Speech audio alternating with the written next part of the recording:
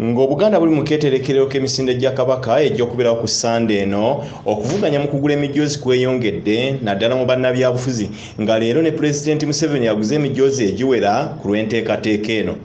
Ofiisi ya ssentebe wa NRM ng'ekulemberwa Hajati Namyalo Hadija yekiise embuga ku lwa Pulezidenti Museveni mu sitayiro okugula emijoozi gy'omulundi guno. Hajati Namyalo asisinkanye ab'Emmengo era bagenze okuvaayo nga baguze emijoozi gya bukadde 30 malamba. Lutabaalo lw'ebyobulamu terusosola kibiina kya byabufuzi, terusosola ddiini, sirimu tasosola mwavu na mugagga, terusosola mu mbeera z'abantu bonna. N'olwekyo ffenna lujja ne lutugatta ne tulwana nga tuli omuntu omu. N'ekiba kyanjawulo nnyo ate gavumenti bw'evaayo obutereevu kwa kakati wano tulina gavumenti. Kiba kyanjawulo gavumenti bw'evaayo obutereevu neraba nti Obwakabaka bukoze omulimu gwa ttendo okumala emyaka 10 okuviira ddala ku kulwanyisa fistula okujja okulwanyisa nalubiri sikosel nga kakati emyaka 4 tulwanyisa mukenenya. N'olwekyo tuli basiimu nnyo nga institution. Namyalo agamba nti Museveni yasazeewo okwetaba mu misinde gy'omulundi guno ng'agulira abazzukulu emijoozi nabo basobole okubeera abalamu era batambulire wamu mu nteekateeka ya gavumenti era n'eya Kabaka. Era nga chairman wa NRM His Excellency Kabaka Museveni wayagala okusitula talent. Kati twagala talent eyo tugyolese ng'abazzukulu ba Museveni, abazzukulu ba Kabaka kubanga birthday ye bwe tunaafuna omukisa ne tusinga nga n'ebirabo tubifuna. Bano ne kampuni endala baguze emijoozi egiwera era ne basinkana Katikkiro n'ayogerako nabo. Kobenga oli mu ofiisi ya Pulezidenti oba okola mu KCCA ng'ono omumyuka wa Ssenkulu ali wano Luyimbaazi ow'Enkima, obanga okola mu URA Kigoza ali wano Ndoza wa Ffumbe, obanga okola mu Uganda Breweries bali wano, obanga okola mu Uganda Baati, obanga okola mu Insurance Regulatory Authority ekulirwa Kojjange Kaddunabbi Muzaana gy'akola, ebintu ebyo ebina kizibu okubyewala obulamu ne bukugendera bulungi. Obulamu, obumanyi, emirimu oba okukola n'ekyokuna eddembe. Era tulowooza nti okutuukiriza ebyo toyinza nti era kubituukiriza byonna mulundi gumu, obaako n'ekyotandika nakyo.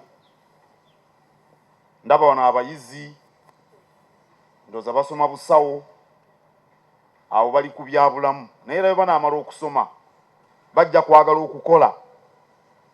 Nalabye abasawo abalina okugezesebwa nga bagamba nti tebatutwala twasoma emyaka 5 tuli baddokita naye tetulina we tukolera emirimu.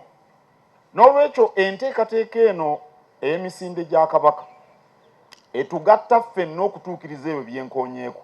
Mu ngeri y'emu ab'ebyokwerinda basabye abantu okugoberera amateeka g'emisinde ku lunaku olw'Essande kubanga bo ng'ab'ebyokwerinda buli kimu bamaze okukiteekawo. Badde n'enkiiko nnyingi n'ebitongole byonna okukola work plan oba enteekateeka entuufu eneegobererwa ku sayidi ya security. Era enteekateeka ebimu ku birimu eri bweti ekisooka wabangawo oluusi okwemulugunya nti balwawo okugula emiryango gijja kubeera miggule okuva ku saa 11 era buli kiisa anajja ku misinde kaadi ekuyingiza ke kajoozi koyambadde ak'omwaka guno era anajja n'akajoozi akalala oba ak'omwaka oguwedde security tejja kukkiriza kuyingira. Era ne bw'onooba n'akajoozi ako naye ng'olina by'okwongeddeko ebitali byabatesitesi oba Bwakabaka era ab'ebyokwerinda tebajja kukkiriza. So akajoozo ako bw'oba okaguze kambale nga bwe kali tokongerako, kijja kutaataaganya okuyingira.